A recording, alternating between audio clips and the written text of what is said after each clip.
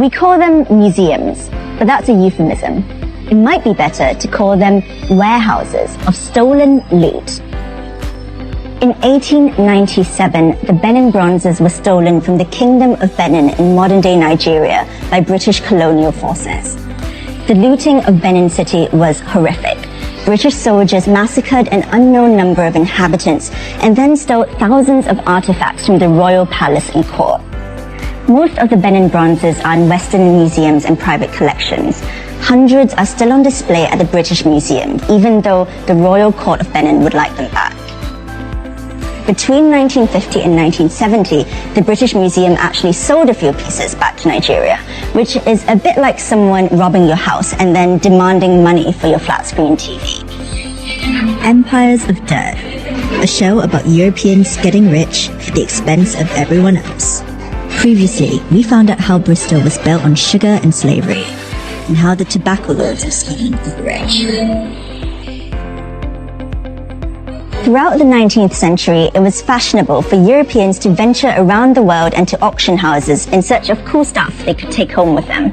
People like Augustus Henry Lane Fox, who was born in Yorkshire in 1827. In 1880, his rich relative died, which was a stroke of luck for him. He inherited a ton of money and the Pitt Rivers name and estate. Pitt Rivers had always been a collector and amassed an enormous collection of artifacts over his lifetime. He donated 22,000 of them to set up the Pitt Rivers Museum, which is still standing today.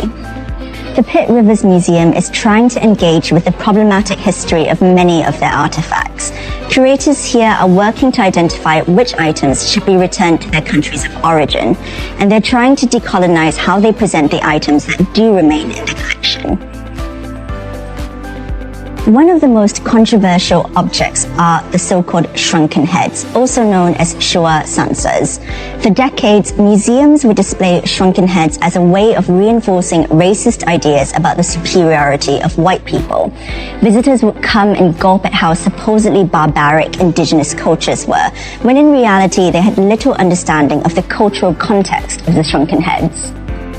They came from Ecuador and Peru and were made of human, monkey, or sloth heads, but they weren't war trophies, as many European collectors mistakenly thought. It's believed that one of the reasons they were made was to capture the power of people's souls to increase future harvests. In 2020, the museum decided to pull the shrunken heads from display because it felt like the way they were being presented reinforced negative stereotypes about indigenous communities. They're still trying to figure out if there's a way to exhibit the heads ethically. That's the reason why the cabinet beside me is covered up.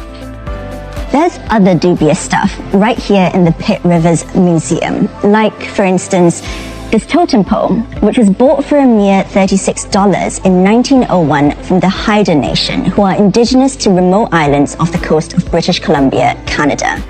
The Haida Nation have lived in the region for at least 6,000 years, but the Christian missionaries visiting their islands in the 19th century thought their possessions were unholy, so they confiscated them to be displayed in European museums.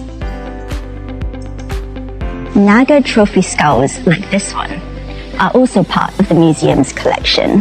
When the British sought to colonize India, they also tried to colonize the indigenous Naga people who live along the Indo-Myanmar border.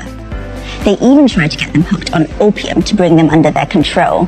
Others, like American missionaries, converted them to Christianity. For centuries, Nagas have been stereotyped as headhunters, even though some now think that this was an exaggeration from colonial officers and missionaries, and that the practice was nowhere near as prevalent as thought. But it's still uncomfortable to think of museums hanging on to human remains that were never theirs to begin with.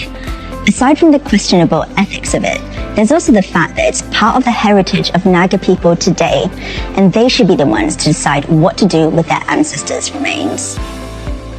If every time you see non-Western artifacts in museums and they're presented in a way that wrongly suggests their owners were bloodthirsty and savage, it conditions the way you view those cultures both then and now.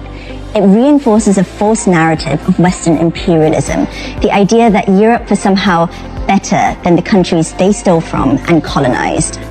But museums around the world are waking up to the fact that taking items from other cultures and holding on to them is a bad look.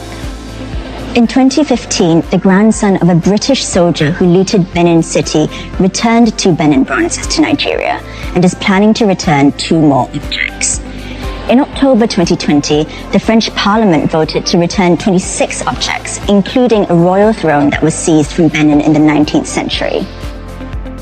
Museums around Europe are slowly realizing that exhibiting items taken by force hundreds of years ago from other countries is kind of gross. And it's about time. We can't change the past, but we can change how we engage with it in the present. And let's face it, returning something that was never yours is a pretty easy thing to do.